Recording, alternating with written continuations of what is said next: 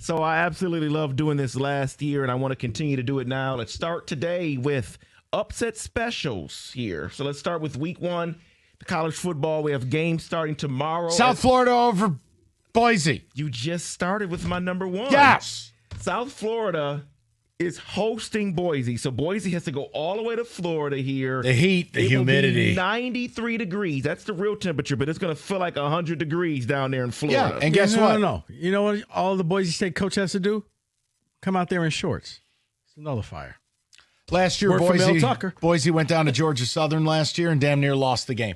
They ended up rallying late. Genty broke 2 70-yarders. It was like 58-48 final. I remember that. But early season, it's the same thing when Arizona State goes to Mississippi State. These are road trips that are inadvisable. And I have a hatred for Boise's quarterback. Maddox Madsen. No. I can't stand it. I can see this going to play in that heat because the heat is real. And guess who else is real if he's healthy? Byron Brown. Yes. Get some. Does Cookie chase after? Never mind.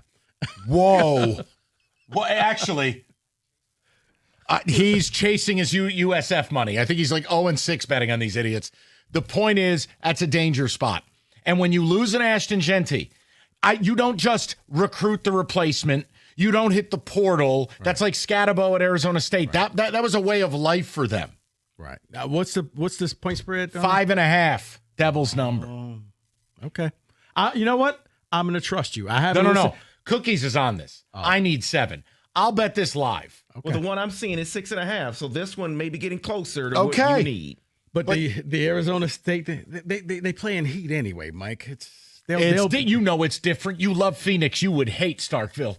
You can cut that heat with a knife. Yeah, but it ain't dry. But it's Mississippi State. As you like to say, the heat down in Mississippi. David. All right, let's move on to another game on Thursday in week 1. Yes. East Carolina plus 14 over North Carolina State. I'll leave this to Rico. He's a big Caton Hauser slap. And that's why I'm choosing it. But the helmets, David. They're elite. This is a helmet game. Right. And this is another.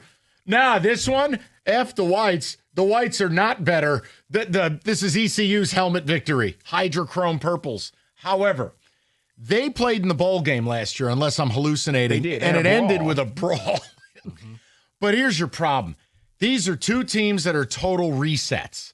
I mean, NC State is rebuilding their entire defense. Offensively, they lost Concepcion, their star wide receiver. And ECU is a disaster. Brother, it's why I applaud you and Cookies on Cash the Ticket. Download it if you haven't done it before. I don't know how you can predict any of these games. That's why with all the new quarterbacks, with all the new everything. That's why you don't. That's why the smartest thing to do is you don't do anything with them. So you're saying ECU? No, yes, that's what I would do. They're getting 2 touchdowns, right? 14. I'm taking NC State. I would not touch this with your money, so leave me out of it. Fun game to watch, though. Elite helmet clash. Well, I'll give you one here, and I would definitely touch this game because why is Maryland at any point being favored by 14.5 points? They're going against Florida Atlantic. Just alone, I would go the other side. Maryland should never be favored by 14.5 points. I'm leaving this to Testudo over here. Go ahead, Captain Tortoise. What do you got for everybody? Go with Maryland all the way. Maryland all the way, David. Don't even worry. It'll be over at halftime. You'll be able to change the channel. I have opinions this weekend. That's just a game I don't have one. Leave me out of that. Because it's Maryland. It's funny because we did an edition of the 5-Star Zone, and that's one we don't know. No. We don't. We really. I would just take the name brand because that's all you're betting in week 1 is name brand. Let's move over to a Big Ten opponent. Look out. I'm going to go with Cincinnati. Yep. 7 over Nebraska because it's not at home for Nebraska. Arrowhead. That's at Arrowhead. But that's a home game. Oh, no. Guys, are you missing what's happening? Where's the game, David?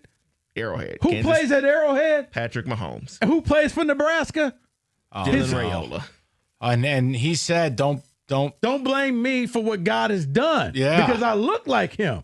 Oh, not only will Nebraska win, he's going to go out there and show his behind.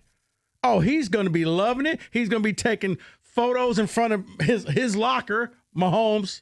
Oh, yeah. Nebraska, this man is living out his dream. He could quit football after that game. I just would like to shout out Cincinnati's best player, the Godfather, as they call him, Mr. Corleone. Frank the Tank? No, the D tackle, Corleone Smith or whatever his name is. They call him the Godfather.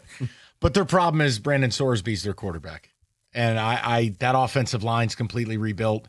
I would lean Nebraska, but you want me to take Nebraska laying 7 when nobody chokes away games more? You can show me. But the reason why, honestly, I'm not trying to be funny, he's playing at his Mecca. I know. So he is going to have the best game of his life. This might be a Mike special here. What's that? He watched this team in week 0. What? They are going to Arizona. Hawaii plus 17.5 over Arizona. Wildcats.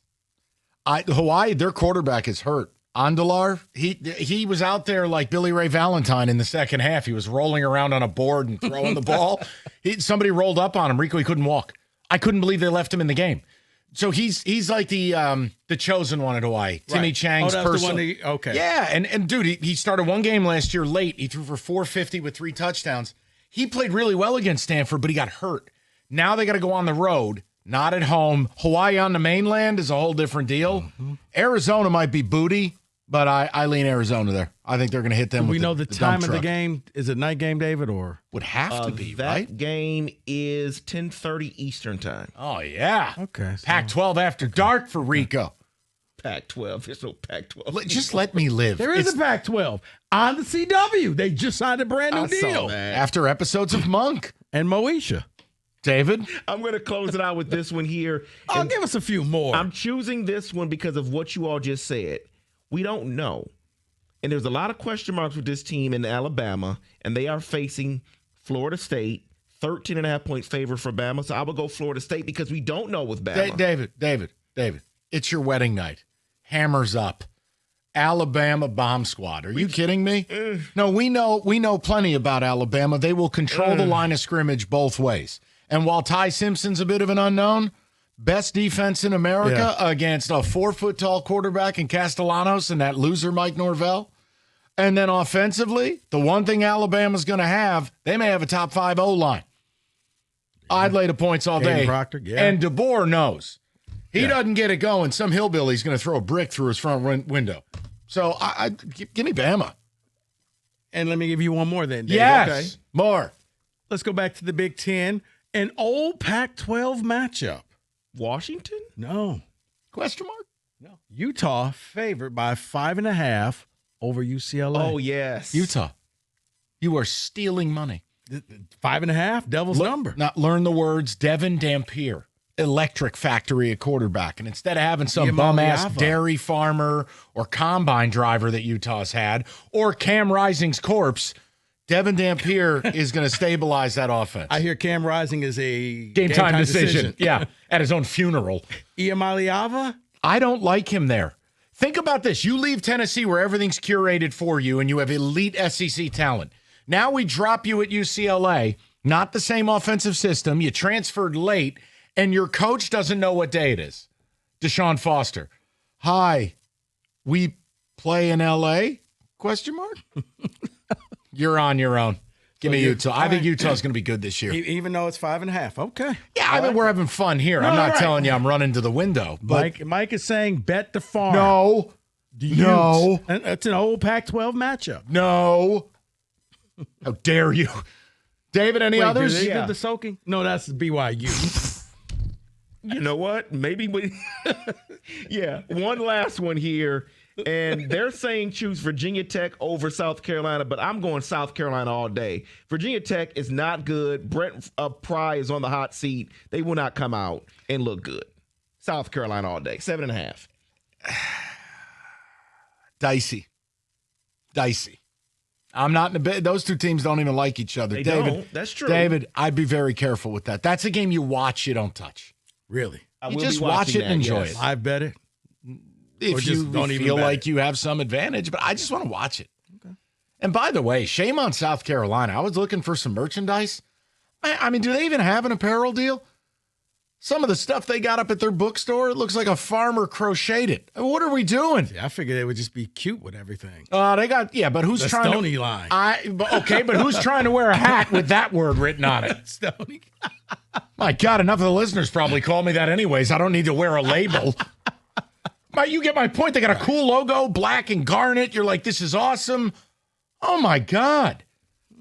Looks like some hillbilly grandmother got to knitting. South Carolina, do better.